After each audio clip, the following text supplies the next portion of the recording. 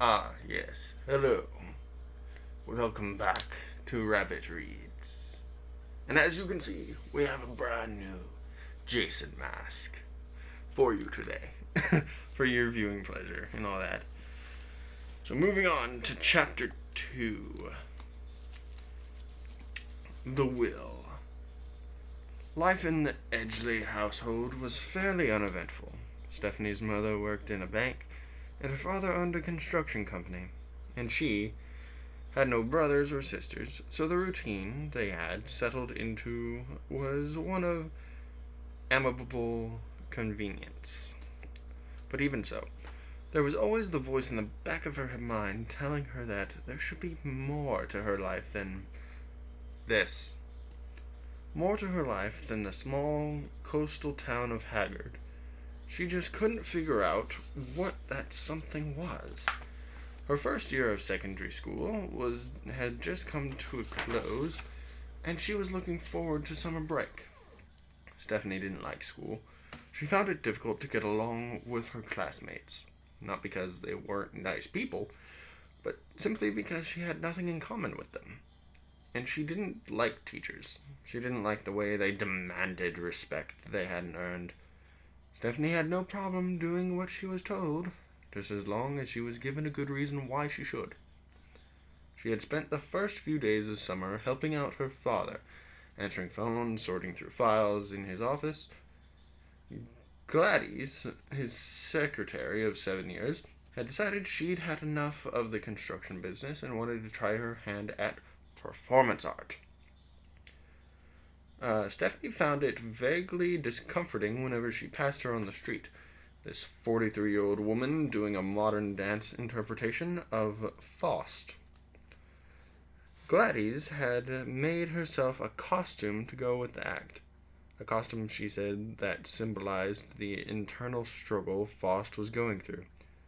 And apparently she refused to be seen in public without it. Stephanie did her best to avoid catching Gladys' eye. Or Gladys, however you pronounce her name.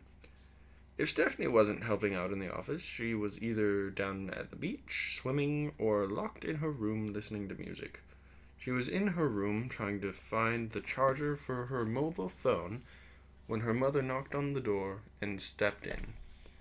She was still dressed in the somber clothes she had worn at to the funeral, though Stephanie had tied back her hair and changed into her usual jeans and trainers within 2 minutes of returning home. We got a call from Gordon's solicitor, her mother said, sounding a little surprised. They wanted us at the reading of the will. Oh, Stephanie responded. What do you think he left you? We'll find out tomorrow. You too, because you're coming with us. I am, Stephanie said with a slight frown. Your name's on the list, that's all I know. We're leaving at 10, okay? I'm supposed to be helping Dad in the morning. He called Gladys, asked her to fill in for a few hours as a favor.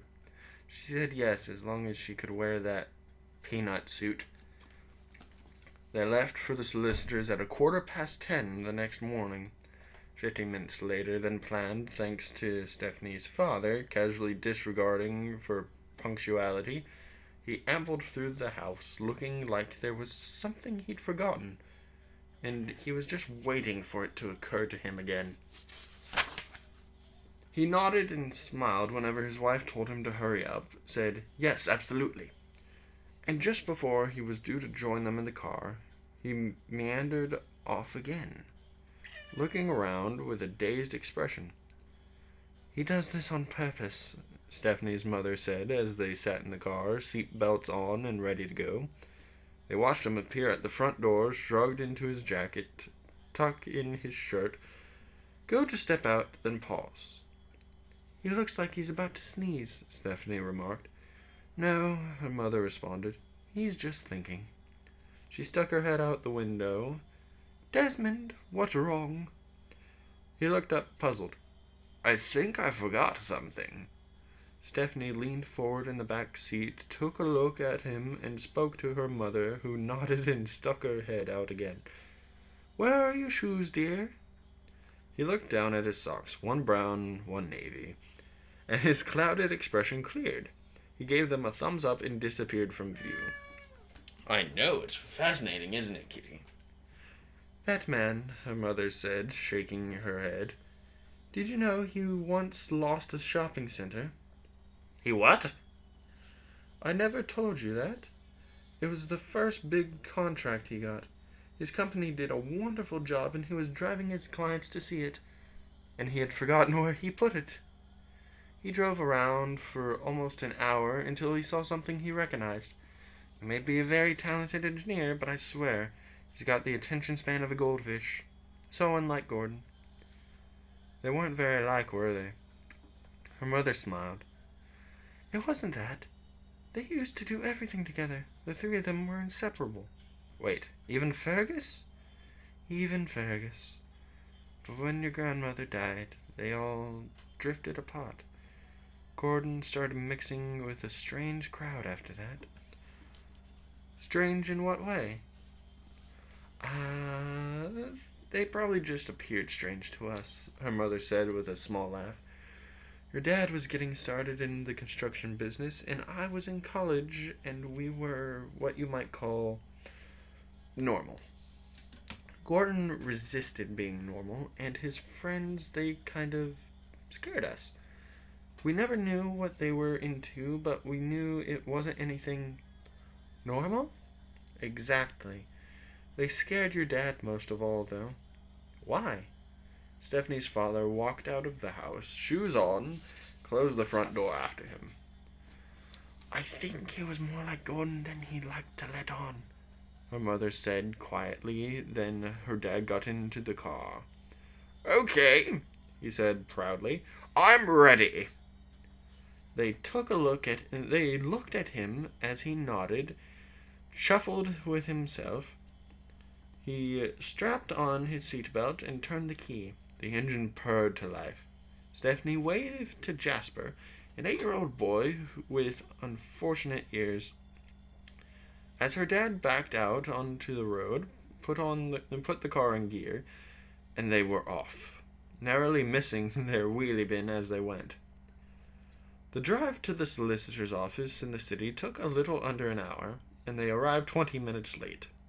They were led up a flight of creaky stairs to a small office, too warm to be comfortable, with a large window that offered a wonderful view of the brick wall across the street. Fergus and Beryl were there, and they showed their displeasure at having been kept waiting by looking at their watches and scowling. Stephanie's parents took the remaining chairs, and Stephanie stood behind them as the solicitor peered at them through cracked spectacles. "Now we can get started," Beryl snapped. The solicitor, a short man named Fedgwick, with the girth and appearance of a sweaty bowling ball, tried smiling. We still have one more person to wait on," he said, and Fergus' eyes bulged. "Who?" he demanded. "There can't be anyone else. We are the only siblings Gordon had. Who is it? It's not some charity, is it? I've never trusted charities. They always want something from you." "It's not a charity," Mr. Fedgwig said. "He did say, however, that he might be a little late." "Who said?" Stephanie's father asked, and the solicitor looked down at a file and opened before him. "Most unusual name, this," he said. "It seems we are waiting on one Mr. Skulduggery Pleasant." "Well, who on earth—" Dang it, Beryl sounds so much like Fedgwick. "Well, who on earth is that?" asked Beryl, irritated. He sounds like... Fergus, what does he sound like?" "He sounds like a weirdo," Fergus said, glaring at Fedgwick. "He's not a weirdo, is he?" "I really couldn't say," Fedgwick answered. His paltry excuse for a smile failing miserably under the glares he was getting from Fergus and Beryl. "But I'm sure he'll be along soon." Fergus frowned, narrowing his beady eyes as much as he was possible. "How are you sure?"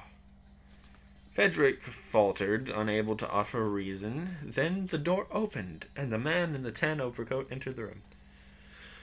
"Sorry I'm late," he said, closing the door behind him. "It was unavoidable, I'm afraid." Everyone in the room stared at him. Stared at the scarf, and the gloves, and the sunglasses, and the wild, fuzzy hair. It was a glorious day outside, certainly not the kind of weather to be wrapped up like this. Stephanie looked closer at the hair. From this distance, it didn't even seem real. The solicitor cleared his throat. "You are Skulduggery Pleasant?" "At your service," the man said. Stephanie could listen to that voice all day. Her mother, uncertain as she was, had smiled her greetings, but her father was looking at him with an expression of wariness she had never seen on his face before. After a moment, the expression left him, and he nodded politely and looked back at Fedgwick. Fergus and Beryl were still staring. "Do you have something wrong with your face?" Beryl asked. Fedgwick cleared his throat again. "Okay, then. Let's get down to business, now that we're all here. Excellent. Good. This, of course, being the last will and testament of Gordon Edgley, revised last almost 1 year ago. Gordon had been a client of mine for the past 20 years, and in that time I got to know him well. So let me pass on to you, his family and friend, my deepest. Yes, Fergus interrupted, waving his hand in the air. "Can we just skip this part? We're already running behind schedule. Let's get to the part where we get stuff. Who gets the house? Who gets the villa? Who gets the fortune?" Beryl asked, leaning forward in her seat. "The royalties," Fergus said. "Who gets the royalties from the books?" Stephanie glanced at Skulduggery Pleasant from the corner of her eye. He was standing back against the wall, hands in his pockets, looking at the solicitor. Well, he seemed to be looking at the solicitor. With those sunglasses, he could have been looking anywhere. She returned her gaze to Fedgwick as he picked up a page from his desk and read from it. "To my brother Fergus and his beautiful wife Beryl," he read, and Stephanie did her best to hide a grin, "I leave my car and my boat and a gift." Fergus and Beryl blinked. "His car? His boat? Why would he leave me his boat?" "You hate the water," Beryl said, anger rising in her voice. "You get seasick." "I do get seasick," Fergus snapped, "and he knew that." "And we already have a car," Beryl said. "And we already have a car," Fergus repeated. Beryl was sitting so far up on her chair that she was almost on the desk. "This gift," she said, her voice low and threatening. "Is it the fortune?" Mr. Fedgwick coughed nervously, then took a small box from his desk drawer and slid it towards them. They looked at the box. They looked some more. They both reached for it at the same time, and Stephanie watched them slap at each other's hands until Beryl snatched it from the desk and tore the lid open. "What is it?" Fergus asked in a small voice. "Is it a key to a safety deposit box? Is it an account number? What is it? Wife, what is it?" All color had drained from Beryl's face, and her hands were shaking. She blinked hard to keep the tears away, then she turned the box for everyone to see, and everyone saw the brooch, about the size of a drinks coaster, nestled in the plush cushion. Fergus stared at it. "It doesn't even have any jewels on it," Beryl said, her voice strangled. Fergus opened his mouth wide, like a startled fish, and turned to Fedgwick. "What else do we get?" he asked, panicking. Mr. Fedgwick tried another smile.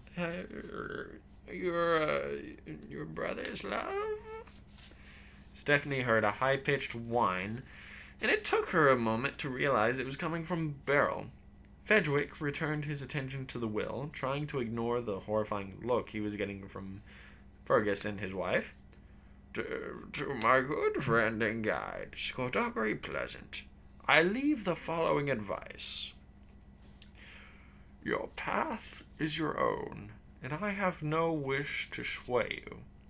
But sometimes the greatest enemy we can face is ourselves, and the greatest battle is against the darkness within. There is a storm coming, and sometimes the key to a safe harbor is hidden from us, and sometimes it is right before our eyes.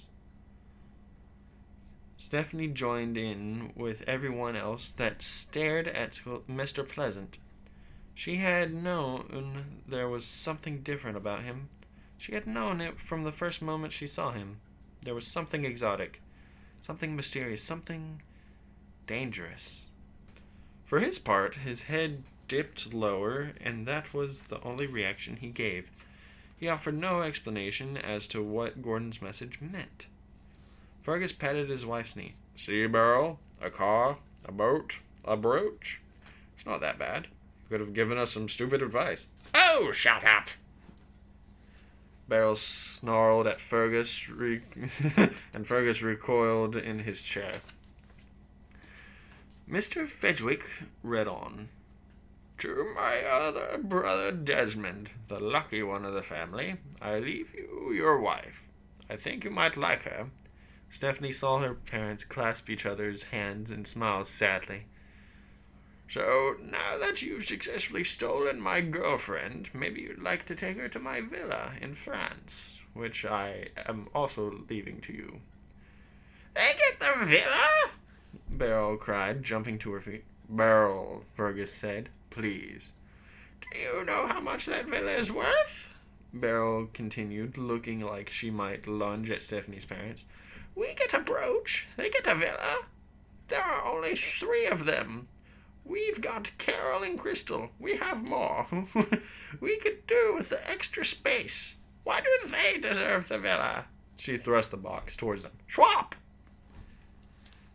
Miss Edgley, Miss Edgley, please retake your seat, or we shall be unable to continue, Mr. Fedgwick said, and eventually, after much bug-eyed glaring, Beryl sat down.